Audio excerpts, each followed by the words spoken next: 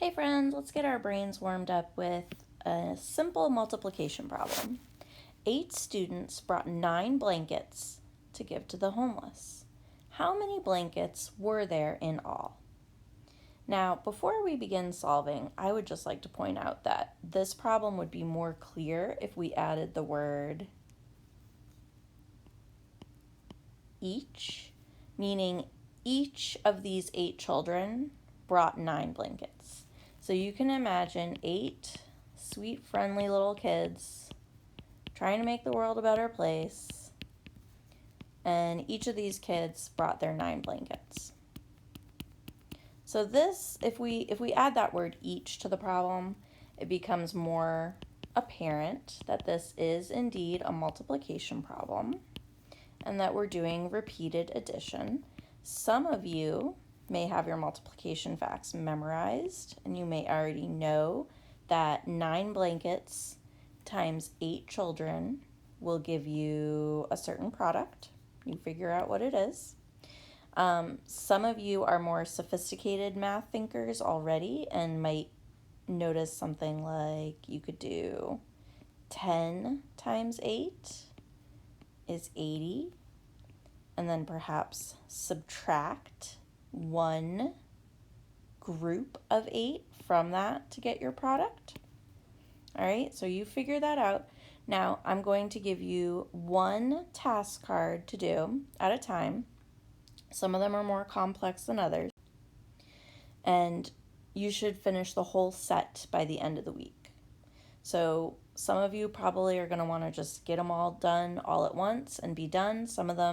For some of you, it might be better to do a few at a time each day. You decide with your parents how you want to divide up your work. All right, task card number 2, find the product. Now, when we see this word product, we should think, oh, product means the answer to a multiplication problem. Specifically talking about only multiplication when you see that word product.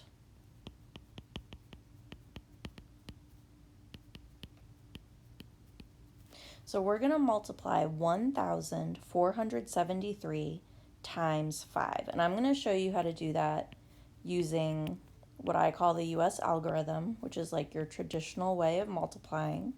We're going to line up our numbers by place value. And then we're going to multiply our ones, then our tens, then our hundreds, and then our thousands. So let's begin. 5 times 3 is 15. So we're going to put down the 5 and carry the 1.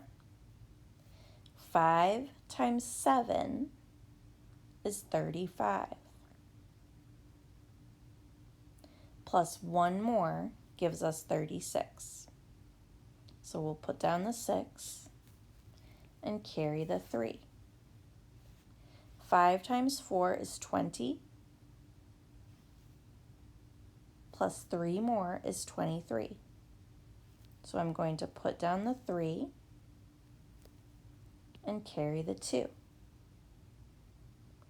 5 times 1 is 5. Plus 2 more gives me 7.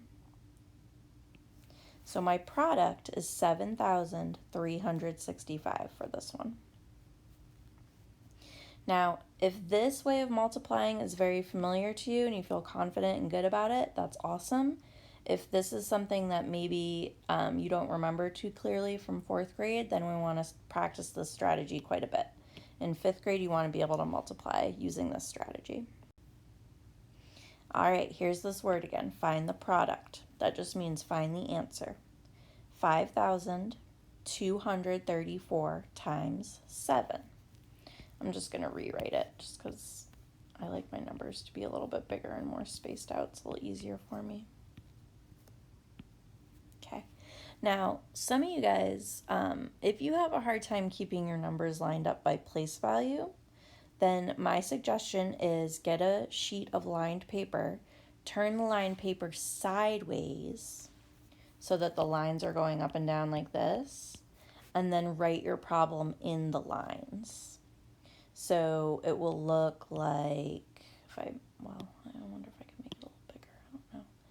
Let me do that again.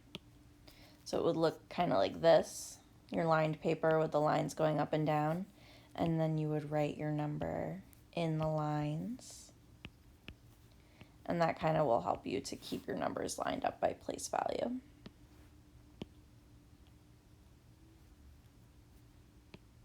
Okay, so let's begin. We're going to multiply. I suggest pause the video, solve it yourself, and then compare with what I do. 7 times 4 is 28. I'm going to put down my 8 and carry my 2. I know I have to carry my 2 because this is my tens place, and my 2 represents 2 groups of 10, and this 3 is really 3 groups of 10. Keep multiplying. 7 times 3 is 21, plus 2 more gives me 23. Put down my 3, carry my 2. Now I'm going to multiply 7 times my hundreds place. So this 2 represents 2 groups of 100, and this 2 that I carried also represents 2 groups of 100. 7 times 2 is 14, plus 2 more gives me 16. Carry the 1. So now, even though I'm saying 7 times 2, really what I'm multiplying here is 7 in my ones place times 200 in my hundreds place, plus another group of 200. Always remember what the digits in your place value system represent. 7 times 5 is 35, plus 1 more gives me 36. And I need my comma here. So my product is 36,638. Okay, we're going to do one more, and then we're going to put it away for another day. So like I said, my suggestion is do a few of these each day. If you're the kind of person who you see it posted on Monday and you just want to push through and get them all done, that's fine. But just know you won't have my videos to double check your answers, and unless you wait for me to post them each day. Okay, so this problem is about somebody named Jesse, and when you see a name in a word problem, if you don't know this name Jesse or you don't know how to pronounce this name, you can substitute for that for any name. Just change that person's name to Laura or whatever you feel like. All right, so Jesse has to make 9 payments of $54 on a bill. How much money will he spend in all? Okay, so he owes some money. He owes $54, and he's going to have to make 9 payments. So he's going to have to pay $54 9 times. So I need to multiply in order to get my answer. So if you need a visual to go with this, imagine his bill coming in the mail. Each month, they're going to tell him, you owe us another $54. All right, you owe us another $54.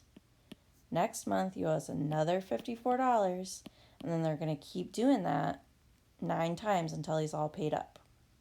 Okay, so this is what his mail is going to look like after 9 payments.